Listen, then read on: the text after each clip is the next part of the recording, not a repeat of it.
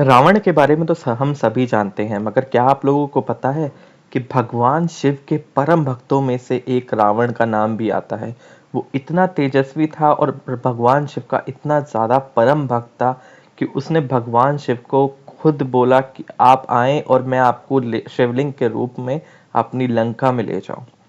तो दोस्तों, मैं भरत शर्मा स्वागत करता हूं आप लोगों का आपके अपने चैनल इन्फोबस क्रिएशंस पे। चैनल को आपने अभी तक सब्सक्राइब नहीं किया है तो जल्दी से सब्सक्राइब का बटन दबा दें और बेल आइकन को ऑल पे कर लें, ताकि जब भी कोई न्यू वीडियो आए तो उसकी नोटिफिकेशन आप लोगों को मिल जाए। तो दोस्तों, आज हम बात करेंगे भगवान शिव के बैजनाथ मंदिर के बारे में। ये मंदिर हिमाचल प्रदेश के पालमपुर में स्थित है और बिरवा नदी के तट पर यह मंदिर बहुत ही शानदार रूप से स्थापित है।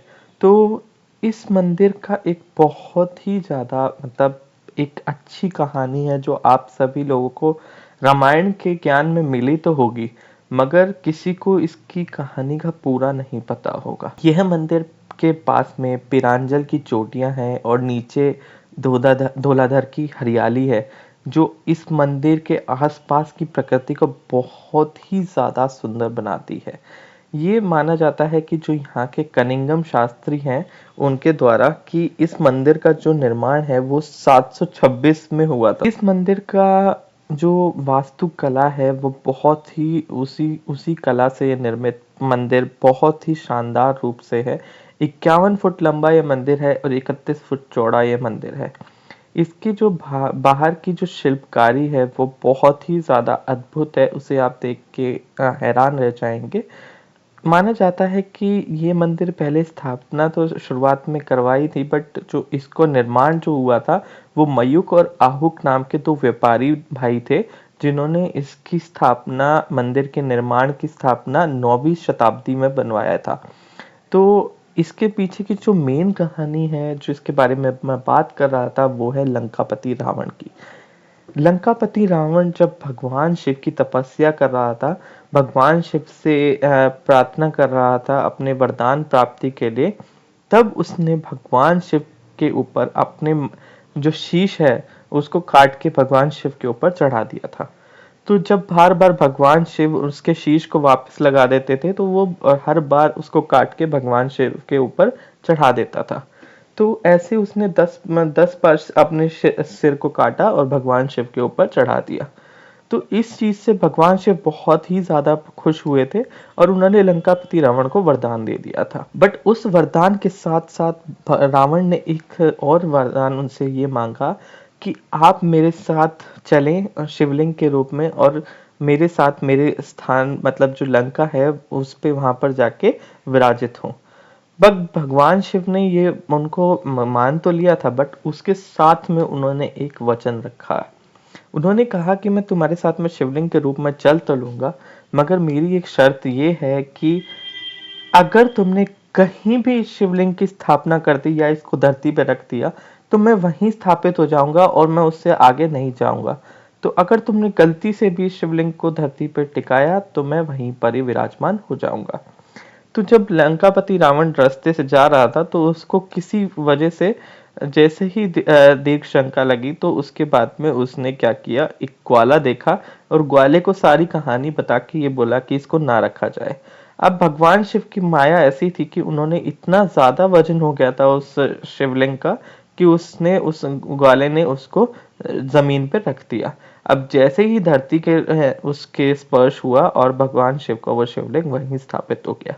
तो माना जाता है कि ये शिवलिंग वही शिवलिंग है जो उस टाइम पे वहां पर स्थापित हुआ था और इसी जगह पे इस मंदिर को निर्माण हुआ। एक कहानी और भी है कि पांडवों ने भी यहाँ पर एक छोटा मंदिर बनवाया था अपने टाइम पे भगवान शिव की तपस्या के लिए।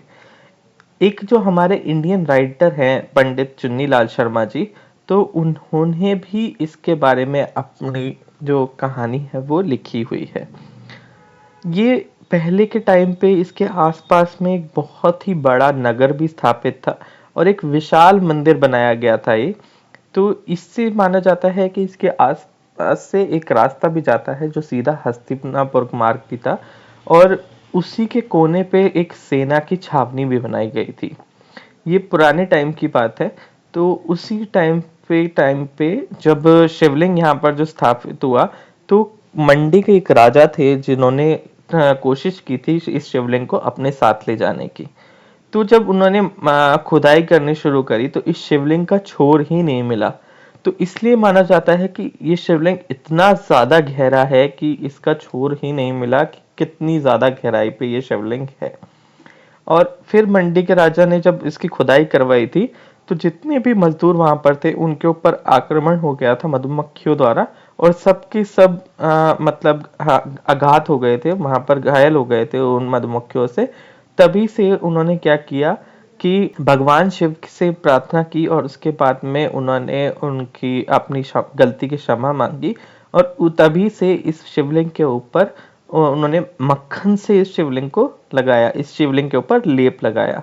तो ये माना जाता है कि इनको हर मकर संक्रांति के टाइम पे जो पूरा का पूरा शिवलिंग है उसे मक्खन से ढक दिया जाता है। तो ये भी एक कहानी है इस मंदिर से रिलेटेड। एक चीज और भी मानी जाती है कि इस जगह पे आसपास में कहीं भी कोई ज्वेलर की दुकान नहीं है, कोई भी सुनार की दुकान नहीं है। कि पहले के टाइम पे कोशिश भी की गई थी कि सुनार यहाँ पर जब आए तो उन्होंने दुकान खोली, तो उनकी दुकानें कुछ ही टाइम के बाद में जल गई। तो ये कुछ स्टोरी ऐसी है जो रिलेटेबल है लंकापति रावण के उससे, क्योंकि जो लंका थी, जो सोने की लंका थी, वो भी जल गई थी। तो भगवान शिव की यहाँ इस मंदिर के आसपास में कोई भी सोने की दुकान नहीं है, हालांकि आसपास के थोड़े से दूर के इलाके में वहां पर सुनार की दुकानें आपको मिल जाएंगी। उसके अलावा जो मैं आपको एक बहुत ही बड़ी अच्छी चीज बताता हूँ जो आपको शायद ही पता होगी। बैजनाथ मंदिर के पास में बैजनाथ पपरोला के रास्ते पर एक मंदिर है छोटा सा, जिसके अंदर जो रावण है उसके जो पैरों के निशान है वो वहां पर है। तो माना जाता है कि ये लंकापति रावण के पैरों के निशान है, जिसने वहां पर बैठ के दोबारा भगवान शिव से तपस्या की थी। तो वो उसकी वो रावणों के पैर के निशान वहां पर आपको दिखने को मिलेंगे। पुराने टाइम की बात है तो इसको भगवान शिव के इस बैजनाथ मंदिर को किरकरम नाम से भी बुलाया जाता था। 1905 की जो भूकंप हुआ आया था तब भी इस मंदिर को कोई आघात नहीं पहुंचा। ऐसी कई आपदाएं भी आई हैं जब भी मंदिर को कभी भी कोई आघात नहीं पहुंचा। मंदिर के गर्भगृह के अंदर शिवलिंग है जो माना जाता है कि जो पहले के पुराने पुजारी थे उनके जो पिताजी थे वो वहां पर मंदिर के अंदर गर्भगृह के अंदर सेवा करते थे भगवान शिव की। तो वो जब आते थे सुबह दरवाजा खोलने के लिए, तो मंदिर के पट खोलने से पहले वो जैसे ही ओम नमः शिवाय का उच्चारण करते थे तो मंदिर के गर्भगृह का द्वार अपने आप खुल जाता था। तो दोस्तों आशा करता हूँ वीडियो आप लोगों को पसंद आया होगा। वीडियो पसंद आया हो तो लाइक करें, शेयर करें अपने दोस्तों के साथ में, और धन्यवाद।